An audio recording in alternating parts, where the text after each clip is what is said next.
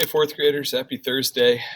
What we've got for you today is an awesome article in Newsela celebrating Fat Bear Week, something that I hadn't heard of until this year, but it's kind of a cool competition that they use to celebrate what bears have to do to prepare for hibernation. So we'll read our article on that. Great news for that today. We have not just the article and the quiz, but we do have power words again. So make sure to do those power words after you finish up reading the article and do the quiz. Then we will be adding a little bit of editing detail to our personal narratives. So if we open that up, again, I'm going to use Mr. Sneezik's personal narrative. Today we're talking about punctuation. So we want to make sure, and some of you have done a really good job with this, making sure every sentence has some punctuation at the end, whether it's a period or a question mark or an exclamation point. So as we go through, that's the first thing we want to do. And now we started out last week, we did some sentence work. So most of you probably have this part done already, but just making sure, like I can see at the end here of this, I got excited at the finish and I left off my exclamation point. So I'm going to add that. But otherwise, I've done a pretty good job with that. One other place where we see that a lot of people leave off the punctuation is with our compound sentences. Remember when we were doing our sentence work, we wanted to have, it's okay to have two complete thoughts in a sentence, but we've got to combine it with a conjunction to make it a compound sentence. So if I read this, I've been a Minnesota Twins fan from the time I was a little boy. Okay, that's just one complete thought.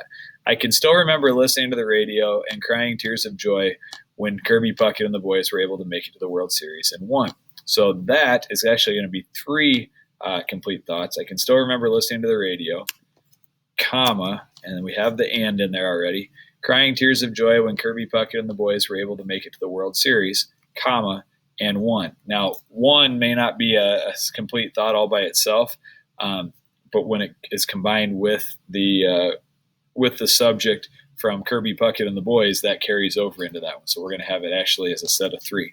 Today, now this is a spot where you can put a comma when you have words like today, first, finally, second, last. The one spot that you don't want a comma there is when you're using the word then. So if I say, then we did this, I don't want to say then, comma. But the other ones, you can have a comma there. So today, I'm still a Twins fan, comma, because I'm still a Twins fan, can stand alone. I also have, I like to think that I've had an influence on my family being Minnesota Twins fans as well. Sadly, though, today, so again, that's kind of that lead-in part of the sentence, the Minnesota Twins are a team that is able to make the playoffs, comma, but has been frustratingly unable to win a game once they get there. They have lost a major league record 18 straight playoff games. When you think about it, comma, that is a remarkable record, comma, because a team has to be pretty good just to make the playoffs.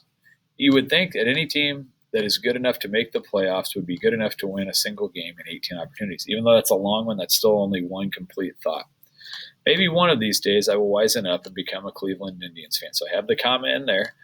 I sometimes think to myself, Mr. Sneezik, life would be better cheering for the Indians. So one other spot that I want you to focus on is, I gave an example in this last sentence. If there is a specific part that is the dialogue, it's what they're actually saying, or in this case, what you're actually thinking, then you are going to actually have a quotations around it. So Mr. Sneezik, life would be better cheering for the Indians. That's what he's thinking to himself.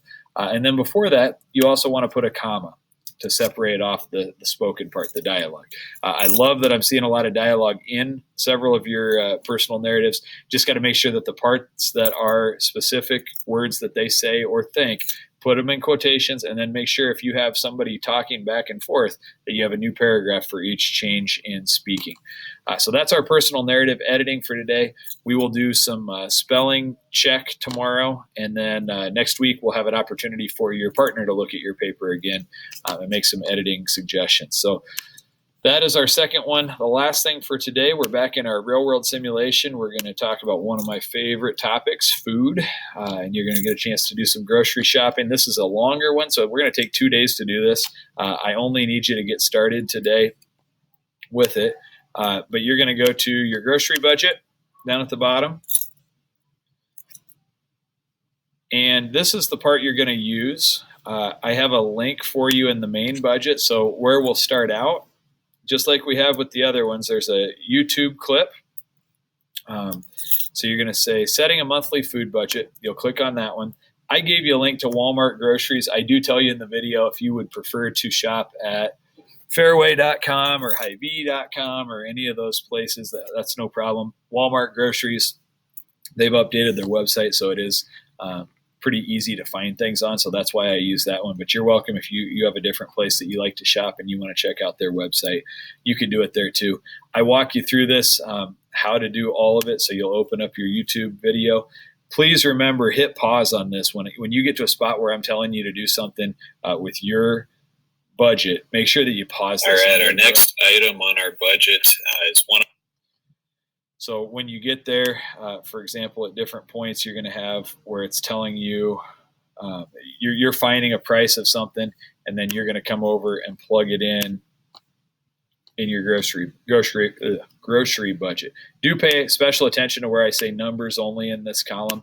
If you put, for example, I'm buying 3 milks, okay, I got to load up on my calcium, but I'd say cost per item is $2.30. It's going to do the math. But if I come over here instead and I say $2.30 per gallon, watch what happens. Ooh, it messed everything up. So the computer's not smart enough to read. It's smart enough to do your math facts here when we tell it a formula. So you want to make sure that you don't type any letters in these columns.